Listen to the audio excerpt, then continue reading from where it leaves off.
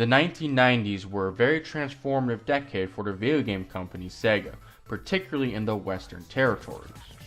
Although Sega of Japan would still struggle to compete with Nintendo, Sega of America would transform from living under Nintendo's shadow in the 1980s with the underrated Sega Master System to being a fierce competitor with the explosive success of the 16-bit Sega Mega Drive, or Genesis in the USA, especially with their big new hit series Sonic the Hedgehog. It should also be mentioned that in Europe, Sega was already having decent success with the Master System, and the Genesis continued that trend greatly. During this time, Sega and various other companies would experiment with all sorts of hardware to add on to the Genesis, both to take advantage of new technological developments and particularly in the West because the system was a huge success. Today's subject is one such add-on born from both of these conditions.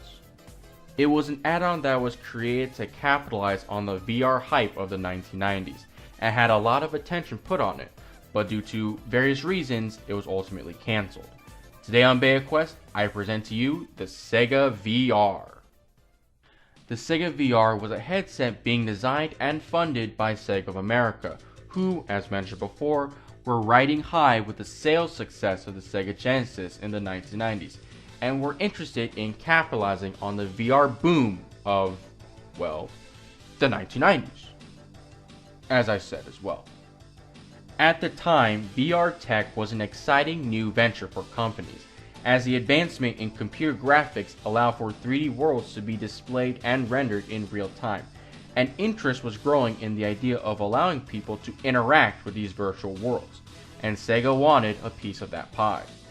The idea was that the Sega VR would be primarily made as an affordable solution for customers who want a VR headset, and was designed as a home console add-on to the Sega Genesis. The VR headset was designed by a company named IDEO and was designed to be as lightweight and comfortable as possible, and contained an LCD display in the visor which could display binocular parallax 3D at a refresh rate of 30 Hz and stereo sound, which are pretty impressive features already. However, the most hyped feature of the Sega VR was the ability to track head movement, a relatively new feature at the time which would increase the immersion of players in the game by allowing them to view the game world in a 360-degree fashion, thanks to the inclusion of inertia sensors within the device that allow for such tracking to be possible with a refresh rate of 100 Hz. The Sega VR was announced in 1991 with a projected release date of December 1993 at a price of $200, thanks to the inertia tracking technology used being licensed from startup company Ono Sendai, I believe that's how you pronounce it, whose reliable tech could be reproduced and manufactured for only $1. Although due to reasons we'll get to in a bit, the device was pushed back to early 1994, then mid-1994, and then late 1994. Alongside the Sega VR, the system was to be launched with a VR port of Virtua Racing, which is fitting, as well as 4 new Genesis games, each of which would be apparently stored on a 16 megabit cartridge, although I've heard reports that they may have been 16 megabyte cartridges, but I'm not too sure about that. And these games would have included a 360-degree shooter game titled Nuclear Rush, developed by Featurescape Productions, where you are a nuclear pirate, whatever the hell that is, fighting robots in post-apocalyptic USA in 2032, and was similar to games like Battlezone and Stellar Fire. A high-speed helicopter simulator / 360-degree space shooter called Iron Hammer, developed by Nova Logic, which is incredible, where you fly a skimmer gunship and shoot enemy spacecraft in 30 360-degree levels, featuring voice acting and similar gameplay to the Sega Saturn game Blackfire, which Nova Logic actually worked on. A seemingly full polygon 3D cyberpunk themed first-person adventure game called Matrix Runner, allegedly inspired by Hideo Scran type Kojima's Striker game, developed by ZTC Systems Group, where you play as a computer hacker exploring cyberspace to solve the disappearances of your colleagues. And finally, a full 3D racing combat game called Outlaw Racing, developed by R-Tech Digital Entertainments, where you battled each other in a Crash Course Derby race game with lots of crazy action and crashes. I would say out of the bunch, Matrix Runner is perhaps the most interesting, since it's not an arcade-style game like the others, but a full-fledged adventure title with this old-school computer aesthetic, and I like that stuff. From development interviews, it seemed like the games were intended to be small and simple experiences that were enhanced by the VR headset, although according to developers, there were difficulties trying to acquire the headsets and everyone was pretty much struggling to make it all work. The games were also making use of some type of 3D graphics, most likely. Along with that, it also seemed like at least some of the games, such as Nuclear Rush, were virtually completed, although a series of lingering hardware problems would hold these projects back considerably. Despite all of this, SEGA of America decided to publicly display the SEGA VR in 1993, revealing the planned December 1993 launch and $200 price tag. SEGA of America did their usual insane marketing tactics when promoting the SEGA VR, with crazy 1990s advertisements and getting MTV's Alan Hunter to present the device alongside a video. The video itself is pretty silly, seeing all the 1990s marketing tactics in full display, such as crazy buzzwords describing high-intensity action and being fully engulfed in the action. They also said that the Sega CD started a revolution. No, it didn't. It was a failure. However, not all was well with the Sega VR here, as attendees would only be given non-functional Sega VR props that existed to only show the lightweight and comfortable feel of the add-on.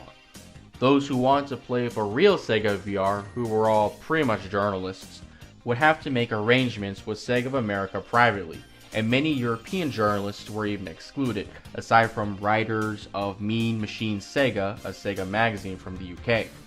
These tactics were reflected upon by a spokesperson at the event as Rofi, and despite Sega claiming that the exclusion of European journalists was because of the later announced decision to delay the VR to 1994, it was likely because of hardware issues Sega was experiencing with converting the system to PAL format, which is a perfect segue into some little issues, let's say. Around the same time Sega was presenting the Sega VR, trouble began when the company was prototyping and testing the device.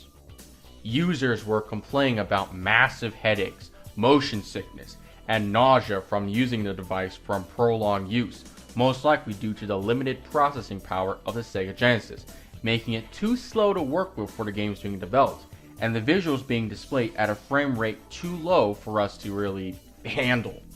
It was apparently so bad, SRI International warned Sega that the device was hazardous when used for prolonged amounts of time, which is bad when the thing is meant for home consoles. Sega also stated that the technology was perhaps too advanced for home consoles, stating that the VR was so real, players would injure themselves trying to move around with the headset. Although considering what I just said about the Genesis being extremely limited in its power, this is unlikely. There were also the aforementioned struggles to get the thing to convert into PAL format, which was a severe problem companies had to deal with back in the day, so there's that salt on the wound. A British newspaper, The Independent on Sunday, highlighted these major hardware and health concerns to consumers in a September 1993 issue, well, the real ones at least, which saw Sega try to take legal action under the statement that it was only in prototyping and should be highlighted as such. And although the newspaper had to relent and apologize, press coverage for the Sega VR was already rapidly deteriorating because of these health concerns. Worse yet, early reviews of the Sega VR games were not that positive, it seems, criticizing the limited graphics and lack of responsiveness of the hardware, with one review of Nuclear Rush calling the game an unresponsive blur that can cause headaches. It was evident that the technology was simply just not there yet for devices like this for home console use, and some may argue that the technology still isn't there yet, considering how expensive VR tech still is, as of today at least, and how the same problems plaguing VR headsets back then still exist today, albeit not as bad as before. And if things just couldn't get bad enough, some of the launch games, keep in mind, like Matrix Runner and Outlaw Racing, struggled to work with the hardware, as the games were too big, too fast-paced, and too advanced for the Sega VR's trackers and the Sega Genesis's limited processing power, which held the projects back considerably. Outlaw Racing especially, as it seems that the game's 3D graphics were apparently so intense for the Genesis, the game was running at a maximum of 7 frames per second, made worse when the ground was drawn in 3D, which reduced it even further. It was all becoming too much, but Sega was still trying to get the whole thing to work, resulting in the company delaying the Sega VR to early, then mid, then late 1994 to try and get all these problems sorted out. But despite all of this, it didn't work, and the project would ultimately be cancelled, with Sega of America president Tom Kalinske citing the aforementioned headaches, motion sickness, and nausea as the primary reasons. Developers also speculated that the system's $200 price tag, which was considerably more expensive than the Genesis's $149 price tag, was a factor in the system's cancellation.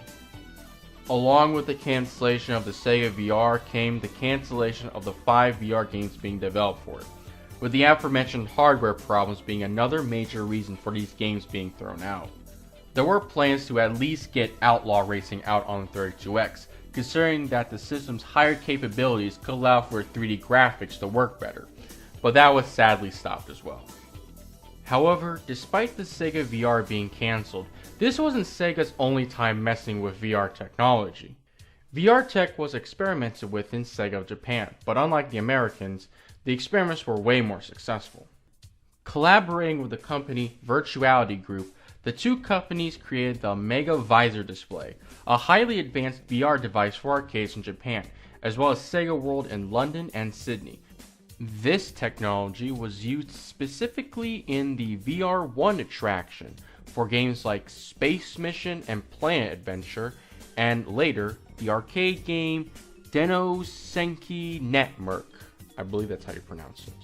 Unlike the Sega VR, which struggled to work with limited processing power and was criticized for the symptoms of such, the Mega Visor display succeeded thanks to the use of highly advanced VR technology specifically designed for virtual reality. Critics praised the amazing visuals and technology of the device, particularly with the VR1 attraction, although Netmerk was unfortunately criticized for unimpressive visuals and only saw a limited release. The technology was apparently so advanced, no other VR tech could match it until 2010, and there were also plans to try and release home console versions for the Sega Saturn and Dreamcast, although both failed to materialize, unfortunately. However, since then, Sega had not really experimented with VR technology beyond this stuff, having parted ways with Virtuality Group following Denno Senki Netmerk's release. And despite intentions for Sega of America to try and return to the idea for the 32X, Saturn, and even Dreamcast, it is unlikely that Sega as a whole would ever try again at all, due to leaving the video game hardware market in 2001, as well as their arcade division pretty much being taken out in the 2020s. Though, as they say, anything can happen. We'll see what Sega comes up with if they ever think about it, I guess. And of course, VR technology had been experimented with by other companies at the time, such as Atari with a planned VR peripheral for the Jaguar, which never came out, and Nintendo with their Virtual Boy, which bombed and wasn't really much of a VR headset in the end, but that's a whole other can of worms for a later episode. And of course as well, VR technology would ultimately go dormant throughout the 2000s due to the rising cost of research and development, resulting in the VR bubble bursting, only to see a sudden resurgence in popularity in the 2010s, with all sorts of companies investing heavily in the technology for all sorts of purposes. As of the recording of this video, the VR hype is starting to die down again, but it doesn't seem to be going away just yet, as companies are trying to keep interest in VR alive with new technologies, concepts, and devices and stuff. And to think Sega was nearly at the forefront of all this with their Genesis-powered Sega VR. By that I mean home-used VR tech, of course. There's also that weird scene in the movie Clockers where a VR headset that is styled after the Sega VR is used, complete with a Sega Genesis controller and a modified Sega CDX, and the game being played is a bit too advanced for that system and could probably blow it up, but whatever. Moving away from that, and speaking of the games, in a stroke of luck, Nuclear Rush managed to be preserved, with the game being dumped online in November 2020 for everyone to play, complete with VR compatibility. It is also known that a ROM for Iron Hammer does exist and was presented in various gaming trade shows in playable form too, but due to licensing issues with NovaLogic, Sega of America, and several other parties, it unfortunately won't be dumped anytime soon. Matrix Runner's fate is unfortunately much sadder, as although the game was 2/3 complete with a playable prototype presented, the cancellation of the SEGA VR was followed by demands to destroy everything related to the project. That's pretty bad for preservationists, but the existence of footage of Matrix Runner suggests that a prototype could very well be floating out there somewhere. As for Outlaw Racing, backed up prototypes of the game did exist at one point, but were unfortunately lost in a company move. And although video footage does seem to exist, it doesn't seem to have been released yet. We'll see about that. Regardless, here's hoping those other games could be found and or have their legal issues sorted out and dumped online for all of us to play and to be preserved. But that was a SEGA VR. It was an interesting little device which showed that Sega was always willing to experiment with new hardware and technologies, even if those experiments didn't turn out very well. Despite their failures and goofiness, it is an admirable trait for a big company like Sega to be openly experimental, especially looking in retrospect, in a time where big companies now will take the safest option available for maximizing returns. And even then, despite the Sega VR seemingly being pretty terrible from the sound of it, at least we do have one of the VR games available to play, complete with VR capability, so we can kinda see what it would have been like to play. But here's hoping the other games get released. And still, it makes me wonder, what if the Sega VR was released? What would Sega have done with it beyond those 5 games? And where could Sega have gone with VR tech? Would Sega have kept the VR tech rolling into the 2000s or suffered the effects of the VR bubble burst? I guess we'll never know, but it's fun to speculate sometimes. This is K-Steel of BeaQuest signing out. I will see you all later. This was a Kobalt Steel video by MS Bernie. Like, comment, and subscribe if you liked what you saw. Until next time, see you all later.